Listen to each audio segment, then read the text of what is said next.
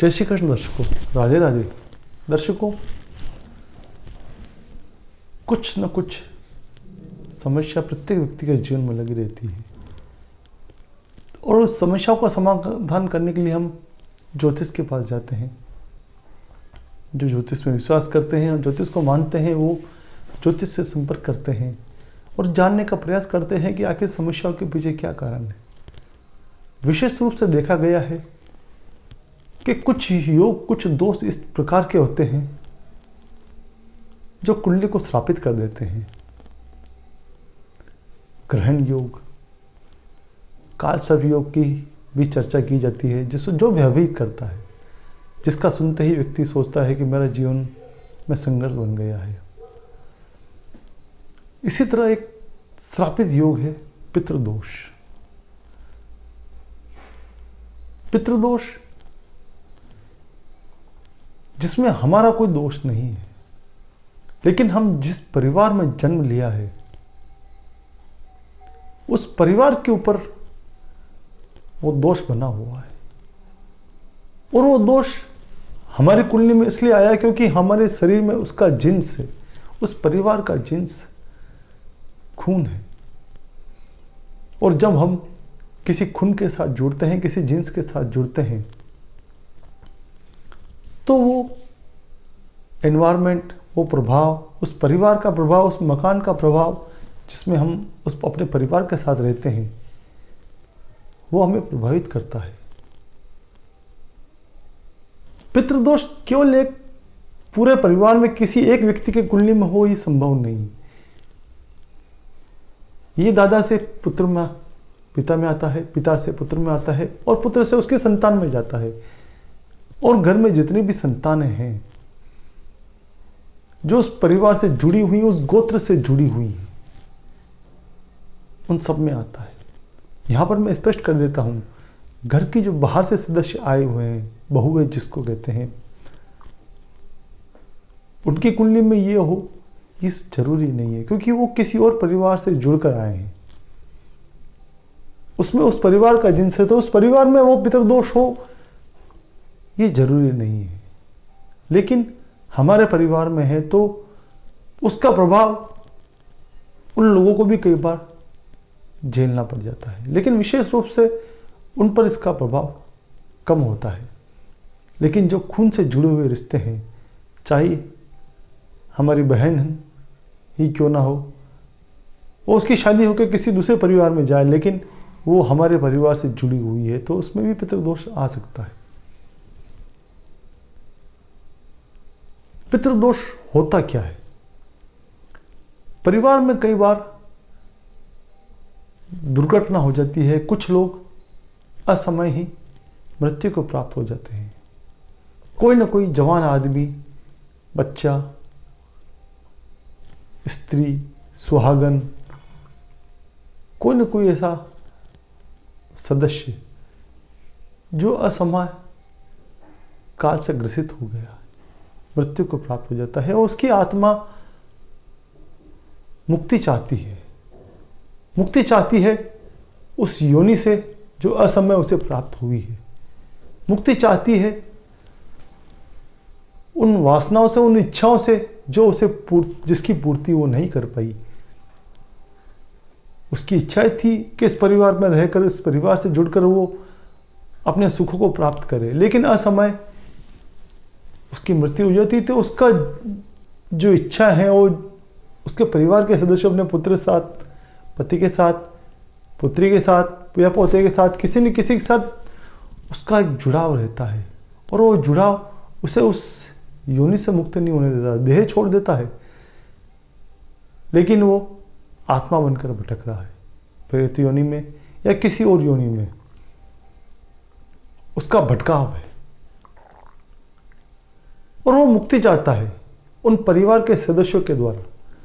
वो चाहता है कि मुझे इस योनि से मुक्ति मिले, मेरी जो इच्छाएं थी उसे पूर्ण किया जाए। इसमें कई बार ऐसे भी होता है कि कहीं दूर देश व्यक्ति गया हो और उसकी दुर्घटनावश मृत्यु हो गई और उसके जो क्रियाकर्म है, उसका परिवार उस तक नहीं पहुंच पाया, उसका क्रियाकर्म वहीं हो गया। तो जो विधि विधान के साथ क्रियाकर्म होना चाहिए वो न हो पाने के कारण उसकी मुक्ति नहीं हो पाती है, तो वो उस योनि में भटक के रह जाता है। वो चाहता है कि उसी विधि विधान के साथ उसके परिवार के लोग, उसके पुत्र, उसका खून का जो रिश्ता है वो उसकी मुक्ति करे। इसके लिए वो उस परिवार में बार बार आता है। परिवार के लोग इससे अनभिज्ञ रहते हैं कि आखिर कौन है। अदृश्य आत्मा उस परिवार से जुड़ी हुई है, परिवार की सदस्य थी कभी, लेकिन अदृश्य परिवार के लोगों को मालूम नहीं। वो बार बार आके परेशान करती है। दर्शकों, बहुत ही गंभीर विषय है और इस वीडियो को पूरी देखिएगा। वीडियो पसंद आने पर लाइक करना ना भूलिएगा, सब्सक्राइब कीजिएगा। दर्शकों, पितृदोष सामान्य दोष नहीं है और इसके जो प्रभाव है आज इस पर भी चर्चा कर लेते हैं। इसका जो प्रभाव है, घर में मांगलिक कार्य नहीं हो पाते हैं। मांगलिक कार्य होने पर बार बार विघ्न आता है, क्योंकि वो आत्मा चाहती है कि आप खुशी कैसे मनाओ। जब तक मुझे संतुष्टि नहीं मिली आप संतुष्ट कैसे हो जाओ, आप खुश कैसे हो जाओ, तो वो उसमें विघ्न डालने का प्रयास करती है। मांगलिक कार्यों में बार बार विघ्न आते हैं, कलह का वातावरण बनता है। मांगलिक कार्य होने के समय या कोई मांगलिक प्रस्ताव आता है तो उसमें कलह का वातावरण बनता है बार बार। उस कलह के कारण वो मांगलिक कार्य बाधित होते हैं। संतान सुख नहीं मिल पाता, वंश आगे नहीं बढ़ पाता है। कन्याएं बार बार पुत्री का जन्म होता है। कई परिवार में देखा गया 3 पुत्री 5 पुत्रियां, 3 भाई हैं तो तीनों भाइयों के पुत्री ही पुत्री, लड़का सुख नहीं, पुत्र सुख नहीं। और पुत्र होता है तो अल्पायु में उसको मृत्यु प्राप्त हो जाती है। वो वंश आगे नहीं बढ़ा पाता है, क्योंकि वो बहुत ही जटिल पितृदोष से ग्रसित है परिवार। वो आत्मा वो चाहती है कि जब तक मेरी मुक्ति ना हो, मुझे शांति ना मिले, तब तक इस परिवार में सुख समृद्धि वंशवृद्धि ना हो। इसी प्रयास में रहती है। अब आप सोचोगे कि ये हमारा परिवार का सदस्य हमारा परिवार से जुड़ा हुआ है, इसकी मृत्यु हो गई तो ये हमें प्रताड़ित क्यों कर रहा है? हम तो जब इसी के परिवार, इसी के जिन्स से जुड़े हुए हैं, परिवार का सदस्य होकर, हमारे पितृ सुरों में शामिल होकर वो हमें प्रताड़ित क्यों कर रहा है, हमें दुख क्यों दे रहा है? तो दर्शकों, ये सारी मोह माया जिससे आप कह रहे हो वो देह से जुड़ी हुई रहती है। मृत्यु के पश्चात वो किसी रिश्ते या बंधन को नहीं मानता है। वो केवल उस खून के पीछे दौड़ता है जिससे वो जुड़ा हुआ है, जो उसके शरीर का था। और वो खून उसे जिस किसी सदस्य में नजर आता है, उसके परिवार का, उसका जो जिन्स है, वो जिस किसी सदस्य में नजर आता है वो उसके पीछे लग जाता है कि ये मुझे मुक्ति दिलाए। इसी प्रयास में लगा रहता है वो। उसे केवल और केवल मुक्ति चाहिए। सफलताओं में बाधा करता है। व्यक्ति रोजगार के लिए निकलता है लेकिन उसे सफलता नहीं मिलती है। दुकान में उसने सब कुछ लगा रखा है, बहुत ही अच्छी दुकान लगा रखी है, मौके की दुकान है, कॉर्नर की दुकान है। कोई सामान्य व्यक्ति भी वहाँ बैठकर धंधा करे तो अच्छा कमा ले, लेकिन पितृदोष वाला व्यक्ति सब कुछ योग्यता होते हुए भी उसके दुकान पर ग्राहक नहीं चढ़ता है। वो धंधा नहीं कर पाता है, धन प्राप्त नहीं कर पाता है, बार बार असफलताओं का मुंह देखना पड़ता है, कर्ज में डूब जाता है, उस कर्ज से बाहर नहीं निकल पाता है, कर्ज को चुकाने के लिए दूसरा कर्ज ले लेता है। ये होता है पितृदोष। क्योंकि उसे वो बार बार नए नए तरीकों से उस परिवार के सदस्यों को परेशान करता है। वो चाहता है कि कैसे भी करके ये अपने इष्ट को याद करे और मेरी मुक्ति करवावे। और उसकी मुक्ति होने पर उसी परिवार में परिवर्तन हो जाता है। अब मुक्ति के उपाय सोचो। आपके विचार में आ रहे होंगे कि एस्ट्रो कमलेश कैसी बातें कर रहा है, केवल भय पैदा कर रहा है। जी नहीं, मैं भय पैदा नहीं कर रहा हूं। मैं वास्तविकता से आपको परिचित करा रहा हूं। इसका समाधान है, कर लेना चाहिए। अमावस्या पूर्णिमा को पितृस्वरूप को याद कर कर पहली रोटी गाय के लिए निकाल लेनी चाहिए, दूसरी या तीसरी रोटी कौवे के लिए निकालनी चाहिए और अंतिम रोटी श्वान कुत्ते के लिए निकाल लेनी चाहिए। ऐसा करने से उस जीव को तृप्ति मिलती है, वो इनके रूप में आकर भोजन ग्रहण करता है। हो सके तो किसी कर्मकांडी ब्राह्मण को भोजन करा लेना अमावस्या के दिन। अब आप कहोगे, कई लोगों के विचार रहते हैं कि ब्राह्मण को ही भोजन क्यों किया जाता है। मैंने पहले ही एक शब्द साथ में बोला है, कर्मकांडी ब्राह्मण। ब्राह्मण तो कई होते हैं, लेकिन जो कर्मकांड करता है, कर्मकांड का मतलब जो इष्ट आराधना करता है, नित्य कर्म से निवृत्त होकर भजन करता है, प्रभु सेवा करता है, अपने इष्ट को बल देता है, इस तरह से वो मंत्रोपचार करता है, अपनी साधना में लिप्त रहता है, तो इस तरह वो पुण्य अर्जन करता है। और जो ब्राह्मण पूरे पुण्य अर्जन कर लेता है, उसे अपने घर पर आप बुलाओ, उसे आदर सम्मान के साथ बैठाओ, उसे कुछ मीठा खिलाओ, भोजन कराओ, पैर धो और उनसे आशीर्वाद प्राप्त करो। उसे हो सके तो कुछ दक्षिणा दो और आशीर्वाद प्राप्त करके उसे संतुष्ट करो। ऐसा करने से वो ब्राह्मण जो अपने पुण्य अर्जन करके आया है, उसने कर्म कांड किया है और वो पुण्य कमा कर आया है, तो वो भोजन आपके घर पर भोजन करता है तो प्रतिफल के रूप में अपना पुण्य वहां छोड़कर जाता है। वो भोजन करके जो हाथ धोकर थली उठता है, उस स्थान से भोजन करके जब उठता है तो वो पुण्य को वहीं छोड़ के जाता है और वो पुण्य वो पितृ आत्मा ग्रहण करती है। जो असंतुष्ट है वो इसी मौके की तलाश में है कि कोई पुण्यात्मा मेरे घर में प्रवेश करे और उसे भोजन करके वो जो पुण्य वहां पर छोड़े तो वो मैं ग्रहण करूं, और उस पुण्य को ग्रहण करके वो मुक्ति प्राप्त करती है। इसीलिए कर्मकांडी ब्राह्मण के लिए मैंने कहा है। ऐसे तो ब्राह्मण कई होते हैं, लेकिन वो यज्ञोपवीत तक धारण नहीं करते हैं, तो वो ब्राह्मण, ऐसे ब्राह्मणों को भोजन कराने से जिसके कर्म मलेच्छ के समान हैं, तो वहां पुण्य प्राप्त नहीं होता है, दोष लगता है और उल्टा, तो वहां उस आत्मा को सद्गति प्राप्त नहीं होती है। तो कर्मकांडी ब्राह्मण को भोजन कराना और कुछ मीठा खिलाकर दक्षिणा देना और उससे आशीर्वाद प्राप्त करने से पितृदोष से मुक्ति मिलती है। पीपल में पितरों का वास माना गया है। असंतुष्ट आत्माएं पीपल में वास करती हैं, तो पीपल पर रोज जल अर्पित करने से, कच्चा दूध अर्पित करने से और वहाँ पर घी का दीपक लगाने से वो आत्माएं पुष्ट होती हैं और सद्गति प्राप्त करती हैं। तो हमें आशीर्वाद देकर वो अपने मार्ग पर निकल जाती हैं। और कई आत्माएं ऐसी होती हैं जो असंतुष्ट रूप से वहाँ विचरण कर रही हैं। उन्हें भूख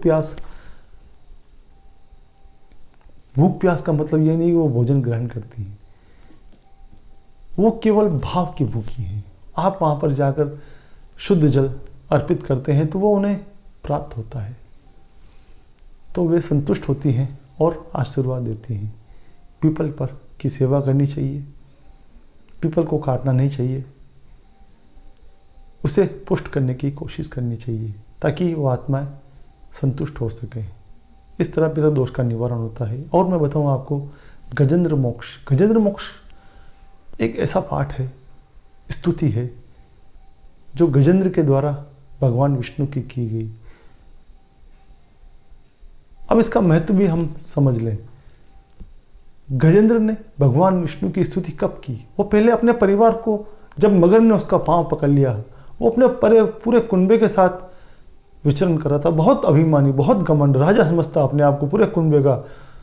सहस्त्र हथनी है उसके साथ, बड़ा कुनबा और उसका राजा, और मदमस्त होकर पानी में विचरण कर रहा है। तभी मगर ने उसका पांव पकड़ लिया और उसे काल के ग्रास में जाता हुआ देख उसका परिवार उसे छोड़कर भाग गया, क्योंकि सबको मृत्यु से भय लगता है।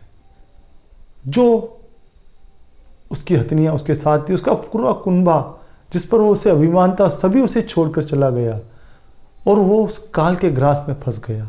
मगर ने उसे पकड़ लिया, लाख प्रयास किया, नहीं छोड़ पाया। जब देख लिया मृत्यु करीब है, अब मैं यहाँ से नहीं निकल पाऊंगा, तो तुरंत उसने पास में उस तालाब में उगा हुआ एक खिला हुआ कमल अपनी सूंड से तोड़ता है और भगवान विष्णु को अर्पित करके हुए स्तुति करता है। वो है गजेंद्र मोक्ष की स्तुति, उस गजेंद्र द्वारा की गई स्तुति। और भगवान तुरंत दौड़ के आते हैं, उस मगर का नाश करते हैं। मगर ये माया है, ये मोह है जो संसार रूपी मगर ने हमारे पैरों में को जकड़ रखा है। इससे मुक्ति भगवान विष्णु दिला सकते हैं। और वो जो स्तुति गजेंद्र द्वारा की गई, वो स्तुति प्रत्येक जीवों को इस संसार रूपी माया से मुक्ति दिलाने के लिए होती है। तो गजेंद्र मोक्ष का पाठ करने से, नित्य पाठ करने से, अमावस्या पूर्णिमा के दिन विशेष रूप से करने से, एकादशी के दिन करने से, जो असंतुष्ट आत्माएं आपके आसपास आपके परिवार में निवास कर गई हैं पितृदोष के रूप में, वो इस माया रूपी बंधन से मुक्त हो जाती हैं और वो संतुष्ट होकर आशीर्वाद देकर निकल जाती हैं। तो गजेंद्र मोक्ष का पाठ करने से भी पितृदोष का निवारण होता है। घया जी में भी पितृ श्राद्ध करने से होता है। श्राद्ध पक्ष में पितरों को श्राद्ध करना चाहिए, उन्हें तर्पण करना चाहिए। जिस दिन उनकी मृत्यु हुई, अगर आपको मालूम है वो तिथि, तो उस दिन भी उनका पितृ श्राद्ध करना चाहिए। इस तरह से हम जो असंतुष्ट आत्मा है उनकी मुक्ति का प्रयास कर सकते हैं और पितृदोष से मुक्ति पा सकते हैं। और कई बार कुछ पितृसुर ऐसे होते हैं, हमारे पूर्वज ऐसे होते हैं जिनका हमें मालूम नहीं होता है कि वो किसी असामाजिक दुर्घटना का शिकार हुए हैं या उनकी मुक्ति नहीं हो पाई है। तो अमावस्या के दिन उनका तर्पण करने से, श्राद्ध करने से और ब्राह्मण भोजन, कर्मकांडी ब्राह्मण को भोजन कराने से इससे मुक्ति प्राप्त हो सकती है। पीपल के नीचे आटे का कसार जिसे कहा जाता है, आटे को सेक कर, घी में सेक कर, थोड़ी सी शक्कर उसमें मिलाकर आटे का कसार बनाया जाता है और उसे पीपल के नीचे बिखेर देना चाहिए। विशेष रूप से ध्यान रखना चाहिए कोई दूसरा जानवर उसे ना खावे। निर्जन स्थान पर किया जाए तो श्रेष्ठ रहेगा। निर्जन स्थान पर कोई पीपल है तो वहाँ पर, या फिर कहाँ जहाँ पर भी चींटी का दर खड्डे होते हैं छोटे छोटे, वहाँ पर उसको बिखेर देना चाहिए। क्योंकि पीपल में जो पितृसुर निवास करते हैं वो इन छोटे छोटे कीट चींटियों के रूप में नीचे उतरते हैं और भोजन ग्रहण करते हैं और संतुष्ट होकर आशीर्वाद प्रदान करते हैं। इस तरह हम उन जीवों की सेवा कर सकते हैं। ये छोटे छोटे से उपाय करने से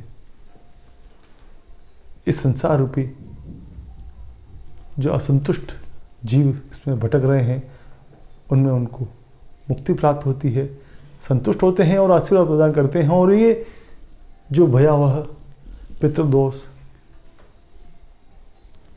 का निवारण होता है, उन्हें संतुष्टि प्राप्त होती है। ऐसे तो ये उपाय सभी को करने चाहिए, क्योंकि पितृदोष कई प्रकार के होते हैं और अदृश्य रूप से कई बार हमारे जीवन के साथ जुड़े हुए रहते हैं। परेशानियों का सामना हमें करना पड़ता है, और ना भी हो अगर पितृदोष कुंडली में, फिर भी हमें अपने पूर्वजों को संतुष्ट करने का प्रयास करना चाहिए। उनके लिए, उनकी मुक्ति के लिए प्रयास करते रहना चाहिए।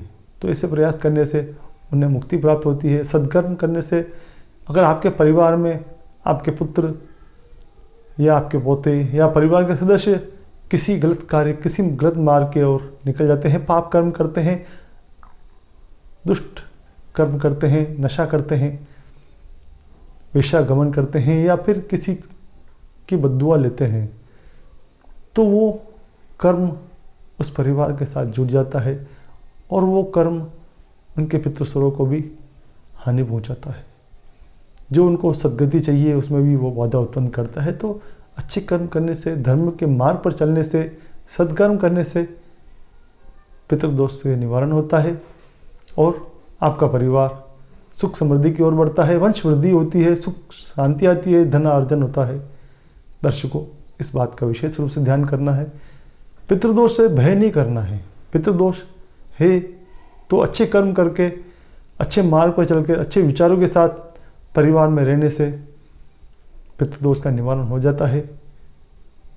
लोगों का भला करो, असंतुष्ट आत्माओं को तृप्त करने का प्रयास करो, उन्हें सद्गति प्रदान करने का प्रयास करो, तो पितृदोष का निवारण हो जाता है। तो दर्शकों, एक नए विषय के साथ हम पुनः आपके सम्मुख प्रस्तुत होंगे। वीडियो पसंद आए तो लाइक जरूर कीजिएगा, पूरा वीडियो बने रहे इसके लिए सर्वदा धन्यवाद। सब्सक्राइब करना ना भूलिएगा दर्शकों। जय श्री कृष्ण।